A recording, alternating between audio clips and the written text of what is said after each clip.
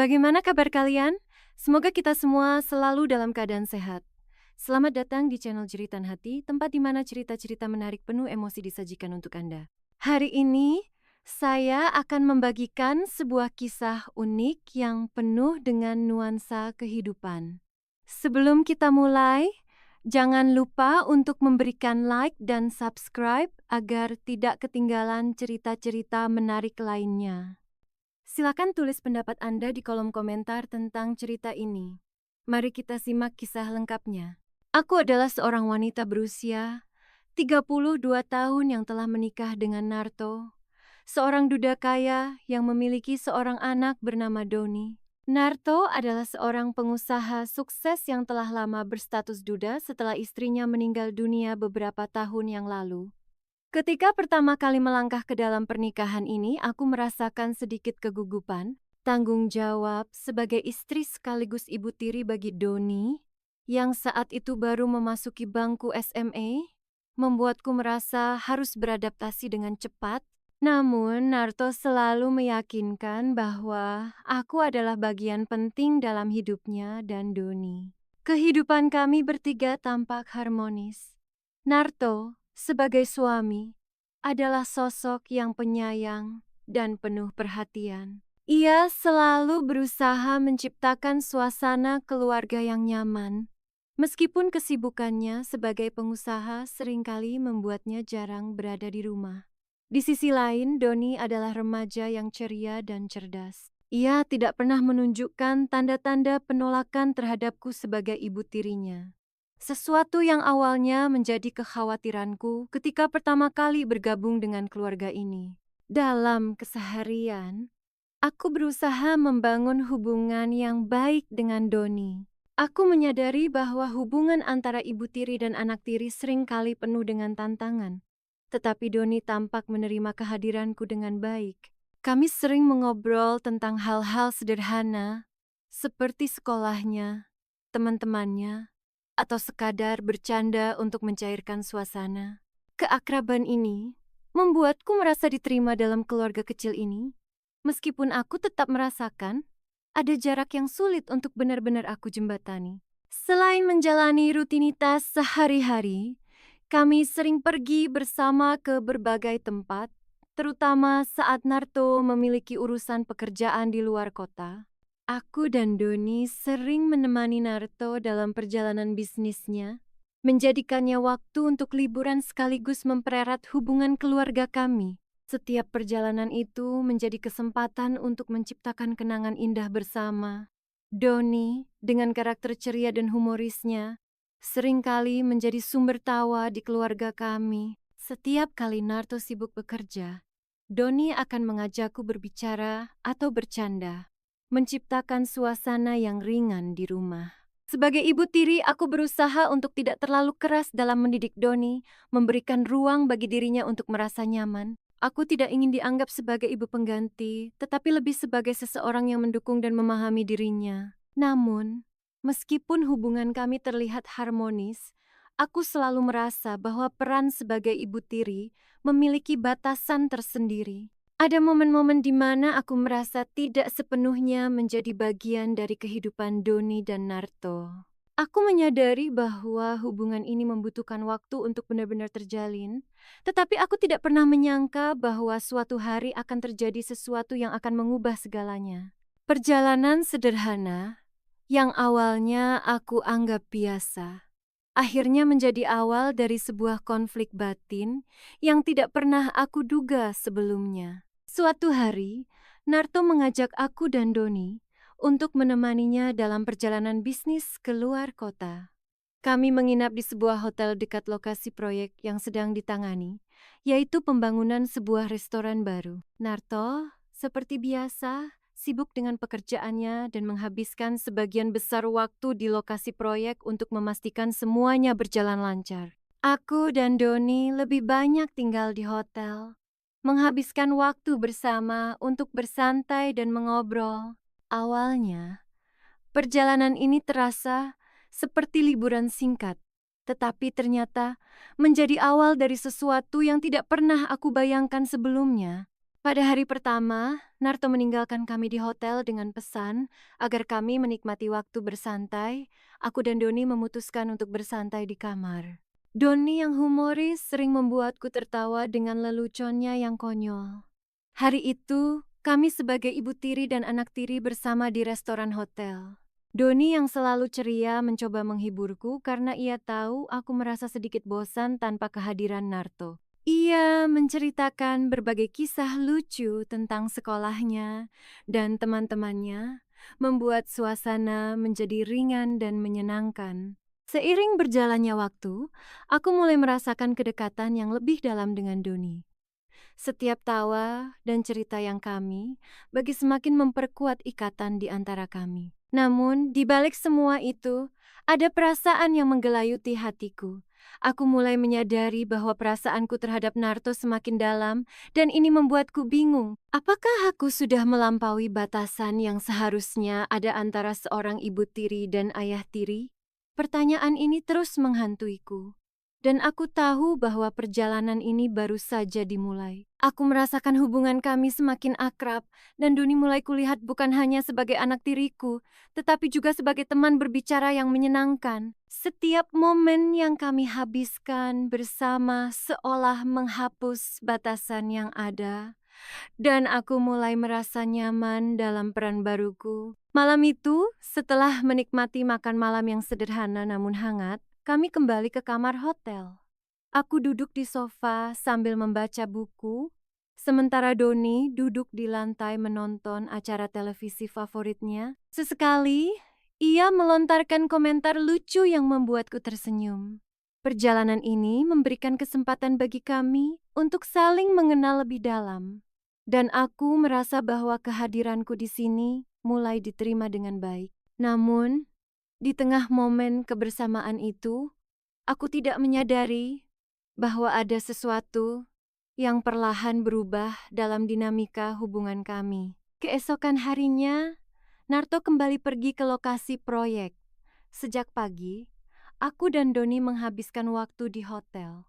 Kali ini, suasana terasa lebih ceria. Doni dengan gaya bercandanya yang menggelitik membuatku tertawa hingga air mata keluar.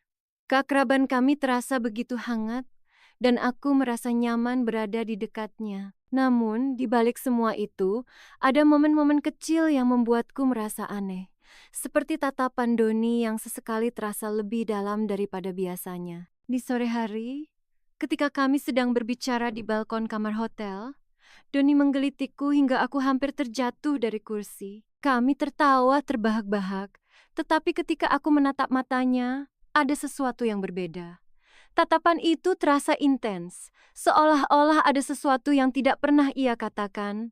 Aku mencoba mengabaikan perasaan itu dan kembali tertawa, tetapi perasaan aneh itu tetap ada di pikiranku. Malam harinya, suasana mulai berubah. Doni yang biasanya penuh canda tiba-tiba menjadi lebih diam. Kami masih berbicara, tetapi ada ketegangan yang sulit aku jelaskan. Aku berusaha menjaga suasana tetap santai, tetapi hatiku mulai merasakan bahwa ada sesuatu yang tidak seharusnya terjadi. Aku mencoba meyakinkan diriku bahwa ini hanyalah perasaan sesaat, tetapi firasat itu terus menghantuiku sepanjang hari. Keakraban kami terasa berbeda. Hubungan yang awalnya hangat dan penuh tawa kini terasa aneh. Apa yang sebenarnya terjadi? Aku merasakan perubahan dalam cara kami berinteraksi. Setiap tawa yang kami bagi kini disertai dengan keheningan yang tidak biasa. Aku berusaha mengabaikannya dan terus menjalani hari seperti biasa, tetapi dalam hati aku tahu bahwa hubungan ini tidak lagi sama. Tanpa aku sadari, perjalanan yang awalnya terlihat seperti liburan biasa ini telah membawa kami ke dalam dinamika yang lebih kompleks. Aku tidak tahu bagaimana cara mengatasinya, tetapi aku tahu bahwa ada sesuatu yang harus aku hindari sebelum semuanya menjadi semakin rumit. Namun pada saat itu, aku belum sepenuhnya menyadari seberapa besar dampak dari momen-momen kecil itu pada hidup kami. Sore itu, sesuatu yang aneh dan tak terduga terjadi. Setelah kami menghabiskan waktu dengan bercanda di balkon kamar hotel, Doni kembali membuatku tertawa terbahak-bahak. Aku duduk di kursi balkon, sementara Doni berdiri di sampingku, menggelitik sisi pinggangku hingga aku hampir terjatuh. Tawa kami pecah memenuhi udara yang tenang di sore itu, namun di tengah tawa itu, tiba-tiba mata kami bertemu. Tatapan itu berlangsung hanya beberapa detik, tetapi terasa ada sesuatu yang berbeda dalam pandangannya, sesuatu yang tidak pernah aku lihat sebelumnya. Aku mencoba mengalihkan pandangan, tetapi suasana keheningan itu terasa aneh. Ada ketegangan yang menggantung di udara, seolah-olah kami berdua menyadari bahwa hubungan kami telah melampaui batasan yang seharusnya ada. Dalam sekejap, tawa kami terhenti, dan aku merasakan detak jantungku berdegup kencang. Apa yang terjadi pada kami? Kenapa perasaan ini muncul di antara kami? Doni, yang biasanya ceria dan penuh semangat, kini tampak ragu. Ia menundukkan kepala, seolah-olah berusaha menghindari tatapanku. Aku merasa bingung dan tidak tahu harus berbuat apa. Apakah aku harus membahas perasaan ini? Ataukah lebih baik untuk mengabaikannya dan kembali ke rutinitas semula? Namun, semakin aku berusaha untuk mengabaikannya, semakin kuat perasaan itu mengikat kami dalam ketidakpastian. Malam itu, saat kami berdua terdiam dalam keheningan, aku merasakan bahwa perjalanan ini telah membawa kami ke persimpangan yang tidak terduga. Apakah kami akan melanjutkan hubungan ini dengan cara yang lebih dalam, ataukah kami akan kembali ke batasan yang telah ada sebelumnya? Dalam hati, aku tahu bahwa keputusan ini tidak bisa diambil dengan sembarangan. Kami harus menemukan cara untuk mengatasi perasaan ini sebelum semuanya menjadi semakin rumit. Namun, saat itu, aku hanya bisa berharap bahwa kami akan menemukan jalan yang tepat untuk melanjutkan kisah ini. Doni yang biasanya penuh canda, kini dengan nada pelan berkata, "Ibu, aku tidak tahu bagaimana aku akan melewati ini tanpa ibu." Kata-katanya membuatku terdiam sejenak. Aku menarik napas dalam-dalam, berusaha menemukan kata-kata yang tepat untuk merespons. "Aku selalu ada untukmu, Don," kataku sambil melepaskan tangannya, berusaha menjaga batasan yang ada di antara kami. Suasana hening sejenak, dan aku merasakan ada sesuatu yang aneh dalam tatapan Doni yang intens. Meskipun aku berusaha mengabaikannya, pikiranku terus kembali ke tatapan itu, seolah-olah ada pesan yang tak terucapkan di baliknya. Aku tahu bahwa Doni hanyalah anak tiriku, tetapi ada sesuatu dalam cara ia memandangku yang membuatku gelisah. Aku berusaha meyakinkan diriku bahwa ini hanya perasaan berlebihan akibat keakraban kami belakangan ini. Keesokan harinya, Narto kembali pergi ke lokasi proyek, meninggalkan aku dan Doni di hotel. Suasana antara kami terasa berbeda.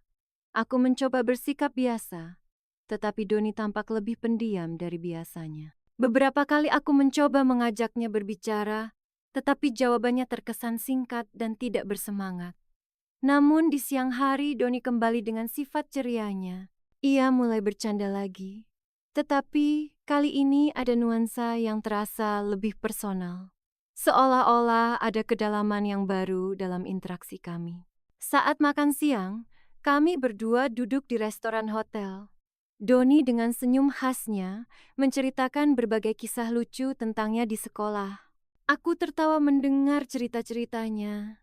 Tetapi di tengah tawa itu, aku merasakan ada sesuatu yang tidak bisa ia ucapkan dengan kata-kata.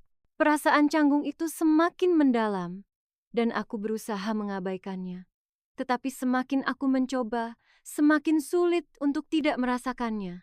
Malam itu, aku kembali ke kamar dengan perasaan campur aduk. Hubungan kami yang awalnya hanya sebatas ibu tiri dan anak tiri kini terasa berubah. Aku tidak bisa menghindari kenyataan bahwa ada sesuatu yang berbeda dalam cara Doni memandangku, dan aku tidak tahu bagaimana cara menghentikan perubahan ini. Aku mencoba tidur, tetapi pikiran tentang tatapan dan sikap Doni terus menghantuiku. Itu menjadi titik awal dari dinamika baru yang tidak aku duga. Aku tahu bahwa ada sesuatu yang salah tetapi aku tidak tahu bagaimana mengatasinya. Momen-momen kecil itu terus menumpuk, membawa kami ke arah yang semakin sulit untuk dihentikan. Malam itu membawa suasana yang tak terduga. Setelah makan malam, aku duduk di sofa kamar hotel sambil membaca buku, sementara Doni menonton televisi di lantai. Awalnya, semuanya terasa normal seperti hari-hari sebelumnya. Namun ada sesuatu yang perlahan berubah dalam cara Doni memandangku. Aku tidak ingin memikirkannya terlalu jauh, tetapi aku merasakan ketegangan yang aneh. Ketika acara televisi selesai, Doni memindahkan tempat duduknya ke sofa lebih dekat denganku. Aku mencoba bersikap biasa, tetapi aku merasa aneh. Tiba-tiba, ia menggenggam tanganku, dan aku terkejut dengan gerakan itu. Aku tidak tahu bagaimana aku akan melewati ini tanpa ibu. Katanya lagi, kali ini suaranya lebih lembut dan penuh harap. Aku menarik napas, mencoba menemukan kata-kata yang tepat untuk merespons. Aku selalu ada untukmu, Don, kataku, sambil melepaskan tangannya, berusaha menjaga batasan yang ada.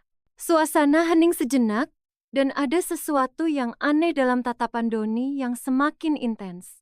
Ia mencoba mendekat, wajahnya sedikit lebih dekat, membuatku merasa semakin tidak nyaman. Tapi ibu berbeda. Ibu selalu ada untukku, katanya. Dan saat itu, aku merasakan jantungku berdegup kencang. Aku mencoba tersenyum, tetapi rasa canggung itu semakin kuat.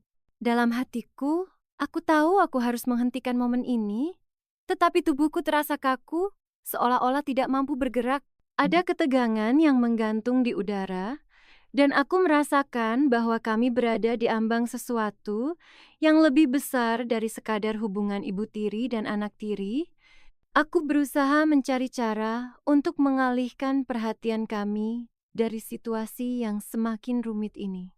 Bagaimana kalau kita menonton film? Tawarku berusaha menciptakan suasana yang lebih santai. Namun, saat aku berusaha mengalihkan pembicaraan, aku merasakan tatapan Doni yang tidak bisa aku abaikan. Ia tetap menatapku dengan intens, seolah-olah ada sesuatu yang ingin ia sampaikan, tetapi kata-kata itu terjebak di tenggorokannya. Malam itu, aku berbaring di tempat tidur, berusaha menenangkan pikiranku, namun bayangan tatapan Doni terus menghantuiku. Aku tahu bahwa kami harus berbicara tentang perasaan ini, tetapi aku tidak tahu bagaimana cara memulainya. Apakah aku harus mengakui bahwa ada sesuatu yang lebih dalam di antara kami? Atau sebaliknya, apakah aku harus berusaha untuk kembali ke batasan yang telah ada? Dalam kegelapan malam, aku merasakan ketidakpastian yang semakin mendalam, dan aku tahu bahwa perjalanan ini baru saja dimulai. Dalam keheningan itu, Doni tiba-tiba menyentuh pipiku.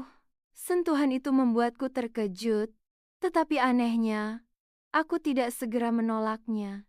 "Maaf, aku hanya ingin berterima kasih," katanya dengan nada yang hampir berbisik. Aku tahu bahwa ini sudah melampaui batas, tetapi aku tidak tahu bagaimana menghentikannya tanpa menciptakan suasana yang lebih buruk. Momen itu berubah menjadi sesuatu yang lebih intens. Tatapan Doni begitu dalam, dan aku merasa terjebak dalam situasi yang tidak pernah aku bayangkan sebelumnya. Setelah semuanya selesai, aku merasa dunia di sekitarku runtuh. Aku tidak tahu bagaimana aku bisa membiarkan semuanya terjadi. Doni pun terlihat bingung, tetapi dia tidak mengatakan apa-apa. Kami berdua terdiam, terjebak dalam rasa bersalah yang mendalam. Malam itu aku tidak bisa tidur, berusaha memahami apa yang baru saja terjadi.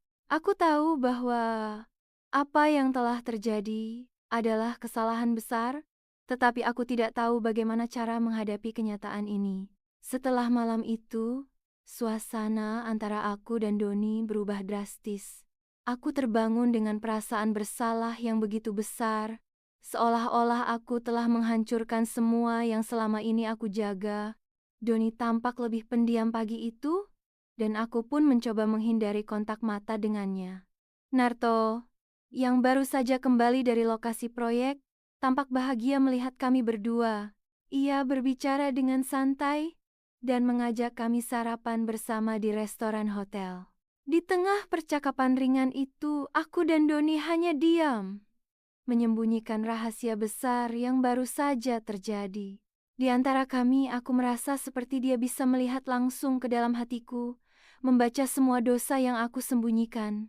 Setelah sarapan, Narto kembali ke lokasi proyek untuk menyelesaikan pekerjaannya. Aku dan Doni kembali ke kamar hotel, tetapi suasana di antara kami terasa begitu canggung. Doni tampak ingin mengatakan sesuatu, tetapi ia hanya terdiam, duduk di sudut kamar sambil memainkan ponselnya. Aku mencoba mengalihkan perhatian dengan membaca buku, tetapi pikiranku terus melayang. Aku berusaha menenangkan Doni, meskipun aku sendiri tidak yakin dengan apa yang harus aku katakan. Ini tidak seharusnya terjadi, Don. Kita harus melupakan ini demi ayahmu dan keluarga kita, bisikku. Doni mengangguk pelan, tetapi aku bisa melihat rasa bingung dan bersalah di matanya. Kata-kataku tidak cukup untuk menghapus apa yang telah terjadi, tetapi aku juga tahu bahwa aku tidak punya pilihan lain. Ketika malam tiba, Narto kembali ke kamar hotel dengan senyuman di wajahnya, menceritakan tentang perkembangan proyeknya. Aku mencoba tersenyum dan memberikan tanggapan yang biasa, tetapi aku bisa merasakan Doni menghindari kontak mata dengan ayahnya. Aku berusaha keras untuk menjaga suasana tetap normal, tetapi ketegangan itu begitu jelas terasa. Malam itu, setelah Narto tertidur, aku duduk sendirian di sofa, memikirkan apa yang telah terjadi. Aku merasa hancur, tidak hanya karena kesalahan yang telah aku lakukan, tetapi juga karena aku tahu bahwa aku telah melukai keluarga ini. Aku tidak tahu bagaimana aku akan menjalani hari-hari ke depan, tetapi aku tahu bahwa rahasia ini harus tetap terkubur. Esok paginya, kami bersiap untuk kembali ke kota asal. Perjalanan itu terasa begitu panjang dan sunyi. Narto mencoba menghidupkan suasana dengan berbicara tentang rencana liburan kami berikutnya, tetapi aku dan Doni hanya memberikan tanggapan singkat. Aku merasa seperti ada jurang besar yang memisahkan kami bertiga. Meskipun Narto tampaknya tidak menyadari apa yang sebenarnya terjadi. Di dalam mobil, suasana terasa tegang. Aku mencuri pandang ke arah Doni yang duduk di sampingku, tetapi ia hanya menatap keluar jendela, seolah-olah dunia di luar sana lebih menarik daripada apa yang terjadi di antara kami. Rasa bersalah dan ketidakpastian menyelimuti pikiranku. Aku ingin berbicara, tetapi kata-kata terasa terjebak di tenggorokanku. Bagaimana aku bisa menjelaskan perasaan ini tanpa menghancurkan segalanya? Setelah beberapa jam perjalanan, kami akhirnya tiba di rumah. Narto tampak senang dan langsung mengajak kami untuk beristirahat. Namun aku tahu bahwa aku dan Doni harus menghadapi kenyataan yang tidak bisa kami hindari. Malam itu saat Narto tertidur, aku duduk di tepi tempat tidur berusaha menenangkan diri. Aku tahu bahwa kami harus berbicara, tetapi aku tidak tahu bagaimana memulainya. Ketika aku mendengar suara langkah kaki, aku menoleh dan melihat Doni berdiri di pintu. "Ibu, bisa kita bicara?" Tanyanya dengan suara pelan. Hatiku berdegup kencang. Ini adalah momen yang aku takuti sekaligus aku nantikan. "Tentu, Don. Ayo masuk." Jawabku berusaha terdengar tenang meskipun hatiku bergejolak. Doni melangkah masuk dan menutup pintu di belakangnya. Kami berdua duduk di tepi tempat tidur, dan aku bisa merasakan ketegangan di udara. "Aku tidak tahu bagaimana kita bisa melanjutkan setelah apa yang terjadi," katanya suaranya bergetar. Aku mengangguk, merasakan beban yang sama. "Kita harus mencari cara untuk mengatasi ini, Don. Kita tidak bisa membiarkan ini merusak keluarga kita." Jawabku, berusaha menenangkan kami berdua. Doni menatapku dengan mata yang penuh emosi. "Tapi ibu, aku merasa ada sesuatu yang lebih di antara kita. Aku tidak bisa mengabaikannya," katanya, dan saat itu aku tahu bahwa kami berada di ambang keputusan yang akan mengubah segalanya. Setibanya di rumah, aku merasa lega karena akhirnya kembali ke lingkungan yang lebih akrab. Namun di dalam hatiku, Aku tahu bahwa ini hanyalah awal dari perjuangan untuk menjaga rahasia ini tetap tersembunyi. Aku tidak tahu bagaimana aku akan menghadapi Doni ke depannya, tetapi aku hanya bisa berharap bahwa waktu akan membantu kami melupakan apa yang telah terjadi. Meski begitu, rasa bersalah itu terus menghantui, membuatku merasa bahwa bayangan malam itu tidak akan pernah benar-benar hilang. Setelah kembali ke kota asal, aku mencoba menjalani hari-hari seperti biasa, tetapi semuanya terasa berbeda.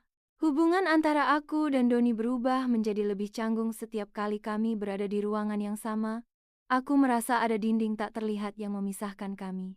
Aku berusaha menghindari kontak mata dengannya, sementara Doni menjadi lebih pendiam dibandingkan biasanya. Suasana ini semakin membuatku merasa tidak nyaman, seolah-olah setiap detik yang berlalu menambah beban di pundak. Aku tidak tahu bagaimana memperbaiki keadaan.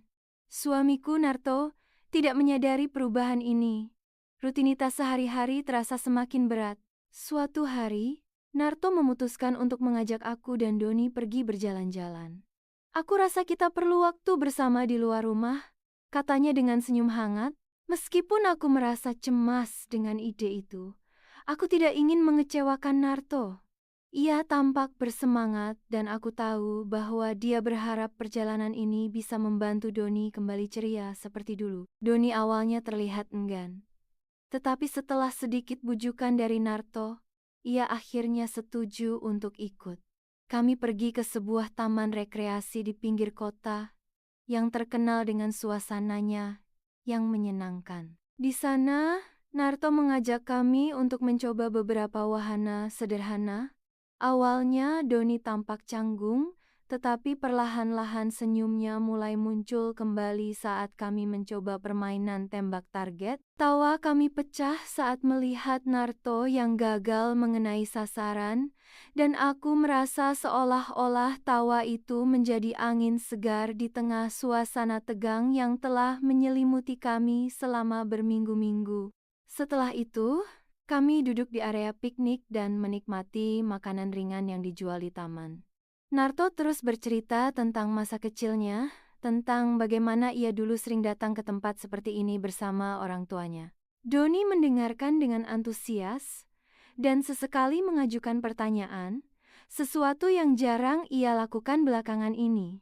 Melihat hubungan mereka kembali hangat membuatku merasa lega, meskipun bayang-bayang kesalahan itu terus menghantuiku. Pada sore hari, Narto mengajak Doni untuk bermain sepak bola di lapangan kecil yang ada di taman. Aku duduk di bangku dan memperhatikan mereka dari kejauhan. Melihat Doni tertawa lepas saat ia berhasil mencetak gol melawan ayahnya, aku menyadari bahwa meskipun hubungan kami hancur, ada harapan untuk memperbaikinya. Narto membeli es krim untuk kami bertiga, dan Doni kembali menunjukkan sisi cerianya yang dulu sering aku lihat. "Terima kasih ayah sudah mengajakku ke sini," katanya dengan senyum lebar. Narto terlihat begitu bahagia mendengar kata-kata itu, dan aku merasa sedikit lega melihat kehangatan di antara mereka. Di perjalanan pulang, suasana di dalam mobil terasa lebih ringan. Doni duduk di kursi depan bersama Narto, berbicara tentang wahana favoritnya di taman. Aku mendengarkan percakapan mereka sambil merenungkan bagaimana perjalanan ini telah mengubah suasana hati Doni. Meski begitu, aku tahu bahwa perasaan bersalah ini tidak akan hilang begitu saja. Sesampainya di rumah, Doni langsung masuk ke kamarnya, tetapi kali ini tanpa menunjukkan sikap tertutup seperti sebelumnya. Narto tersenyum padaku dan berkata, "Aku rasa perjalanan ini berhasil." Don terlihat bahagia. Aku hanya mengangguk, tidak tahu bagaimana harus merespons. Aku senang melihat perubahan pada Doni, tetapi aku masih merasa bahwa rahasia kami adalah bom waktu yang bisa meledak kapan saja. Malam itu, aku mendengar Doni berbicara dengan salah satu temannya di telepon. Suaranya terdengar lebih ceria daripada sebelumnya. Aku merasa lega meskipun rasa bersalah itu masih menghantui. Aku tahu bahwa aku harus menjaga jarak lebih jauh lagi darinya demi melindungi keluargaku dan hubungan mereka yang perlahan kembali normal. Ketika malam semakin larut, aku duduk di sofa, merenungkan semua yang telah terjadi. Rasa bersalah dan ketakutan akan konsekuensi dari tindakan kami terus menghantuiku. Aku tahu bahwa aku harus berusaha lebih keras untuk menjaga jarak dan tidak membiarkan perasaan itu mengganggu kehidupan kami. Namun, di dalam hatiku, aku juga merindukan keakraban yang telah kami bangun, meskipun itu terasa berbahaya. Keesokan harinya, aku bertekad untuk memulai hari dengan semangat baru. Aku ingin menunjukkan kepada Narto dan Doni bahwa aku bisa menjadi istri dan ibu tiri yang baik. Namun, saat aku melihat Doni, aku merasakan ketegangan yang sama seperti sebelumnya. Aku berusaha tersenyum dan menyapa, tetapi Doni hanya membalas dengan anggukan pelan, seolah-olah ada sesuatu yang mengganjal di hatinya. Hari-hari berlalu dan meskipun aku berusaha untuk menjaga suasana tetap normal, aku tahu bahwa kami tidak bisa terus hidup dalam kebohongan. Suatu malam, saat aku sedang menyiapkan makan malam, aku mendengar ketukan di pintu. Ketika aku membuka pintu, aku melihat Doni berdiri di sana. Wajahnya serius. "Ibu, kita perlu bicara," katanya. Dan saat itu, aku tahu bahwa momen yang kutakuti akhirnya tiba.